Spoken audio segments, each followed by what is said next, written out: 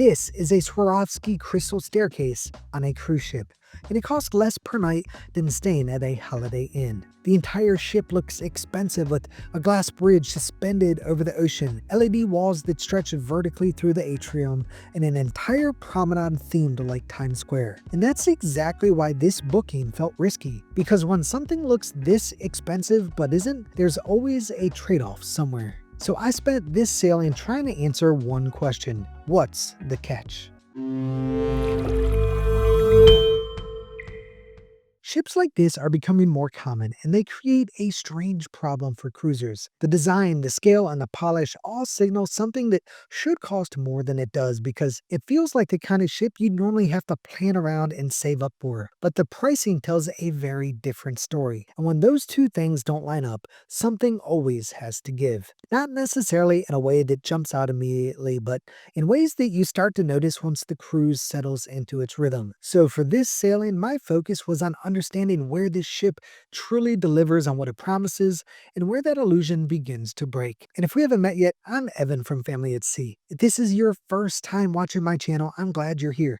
And if you've been here a while, you already know how much I appreciate you. If you're ready, I am. Let's go. From the moment you board the Seashore and step inside the atrium, you understand why people are surprised by this ship. It's tall, open, and finished in a way that feels intentionally polished. The Swarovski crystal staircases run up both sides of the space, framed by chrome and glass, and their presence plays a major role in the feel of the ship. They aren't hidden away as a centerpiece, they're part of the flow, which makes the whole area feel more upscale than you'd expect. And that sense of scale carries through the interior promenade spaces, with wide walkways that connect the ship from forward to aft, and multiple decks visually tied together instead of feeling stacked on top of one another.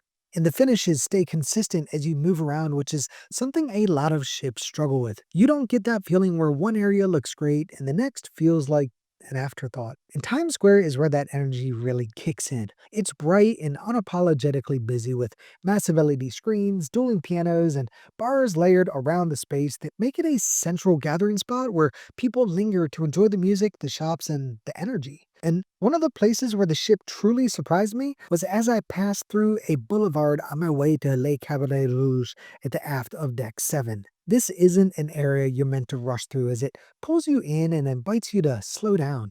The lighting wraps around you, the mirrored surfaces keep shifting as you move. By the time you reach the hot air balloon sitting in front of the massive digital wall, the flow of traffic just naturally stops. People pull out their phones and treat it like a moment instead of a shortcut. It's bold in a very deliberate way, and it quietly raises your expectations before you ever sit down for a show.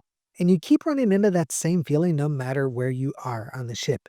There's pools all over the ship. You've got the main pool deck with a massive LED screen and constant activity, quieter pool spaces tucked along the outdoor promenade, and the jungle pool inside with its retractable roof that stays busy no matter the weather. So it never feels like every single person is being funneled into the same space. Walking along the outdoor promenade along Deck 8 is another moment where the design just really lands.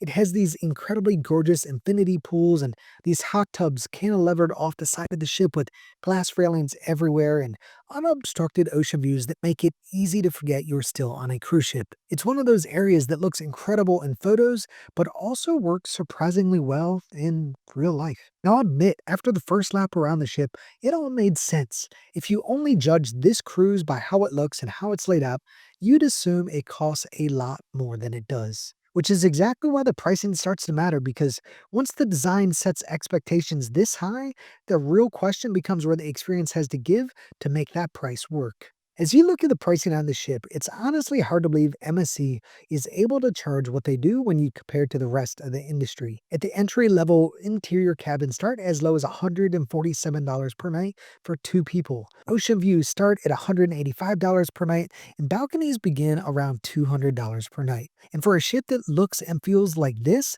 those numbers are hard to ignore. And if you want the drink package and Wi-Fi, you can typically add this on for less than $60 per day per person, which is about half of what that would cost you on pretty much any other cruise line. But what's even more interesting is that the value story doesn't stop at the low end. Aria suites are impressively large and start at less than $400 per night.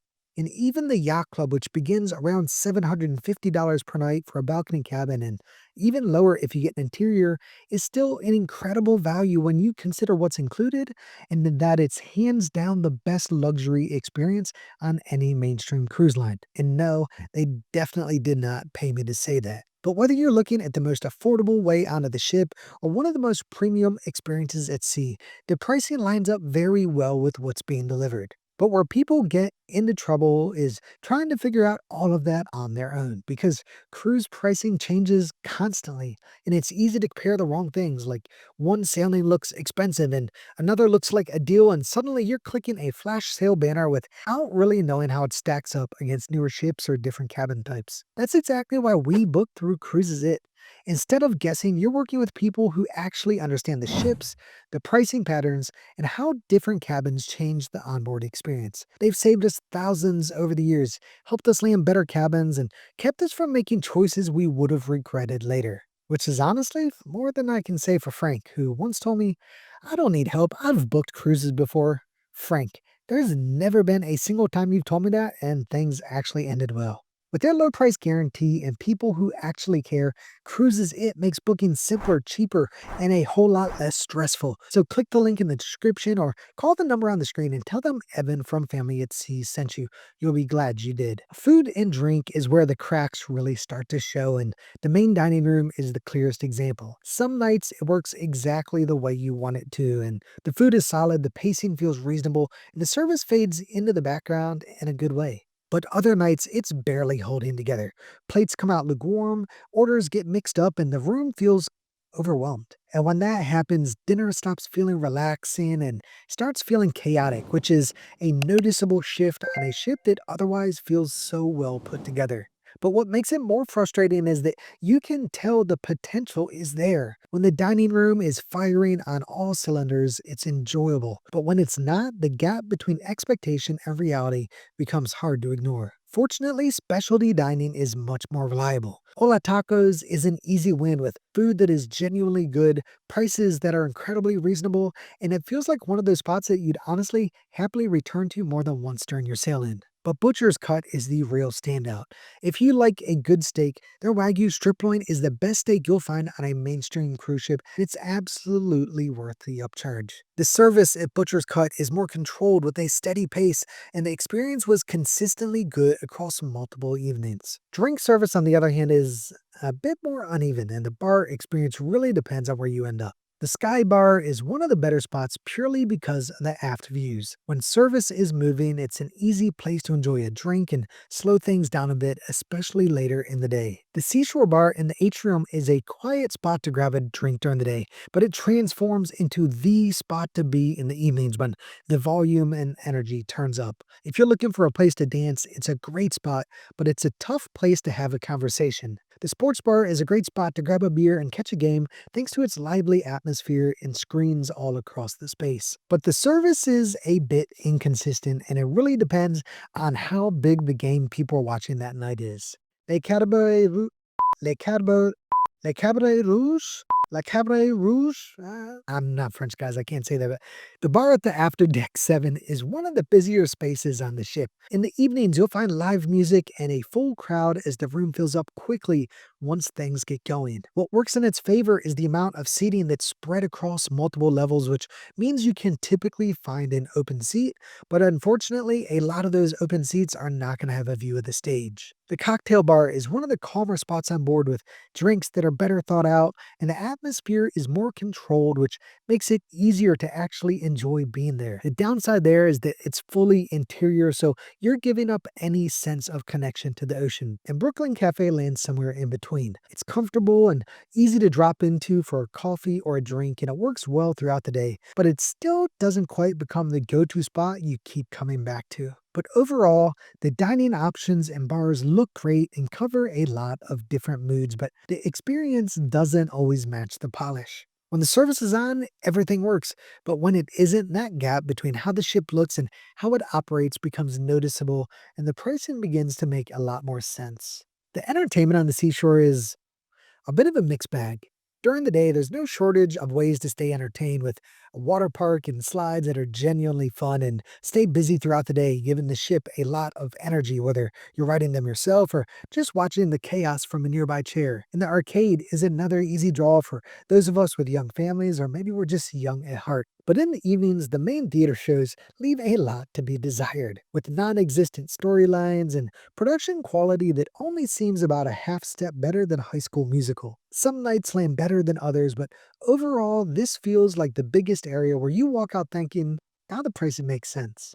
Where the ship does better, though, is the smaller, more casual entertainment. The dueling pianos in Times Square are consistently fun and draw a crowd for the right reasons. The performers know how to work the room, take requests, and keep the energy up without it feeling forced. It's one of those spots that feels alive almost every time you pass through. And Le Cabaret Rouge that we talked about earlier also carries a lot of the entertainment load with live music most nights and plenty of seating spread across the space, and it works as a place to drop in without committing to a full show schedule. It's busy and social and easy to enjoy even if you're only there for a short time. Overall, entertainment on the seashore feels lacking compared to what you'd see on more expensive cruise lines. But with that said, there's always something happening and you'll rarely find yourself bored. The entertainment just may not be memorable for all the right reasons.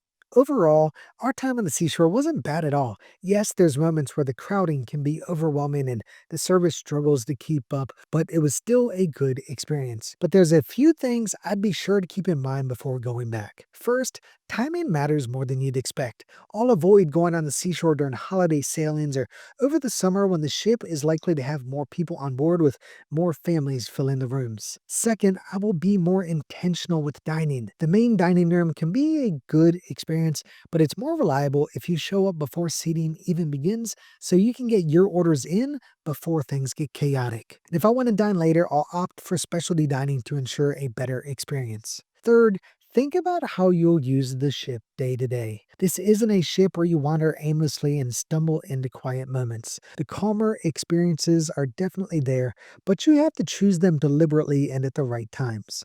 And finally, I'll be sure to manage my expectations. There's no denying this ship looks premium, and that can set you up for disappointment if you expect every moment to match that level of polish. But there will be busy stretches and moments that feel chaotic. But if you go in understanding that and treat it as part of the experience, it's a much easier ship to enjoy. But if you don't manage your expectations on a ship like this, it's easy to walk away disappointed. The design sets the bar high, and when service slips or crowds spike, those moments stand out more than they should. That doesn't mean it's a bad cruise, it just means you need to understand what you're booking. The good news? MSC has finally shown they can do better, because when I sailed the MSC World America, it felt like a genuine leap forward in how everything comes together once the ship is full. The flow made more sense, crowds felt better managed, and the experience finally matched the ambition of the design. So don't stop here, watch that video next, and I'll show you what changes when MSC starts closing the gap between how a ship looks and how it actually operates. I'll see you over there. If you're ready, I am. Let's go.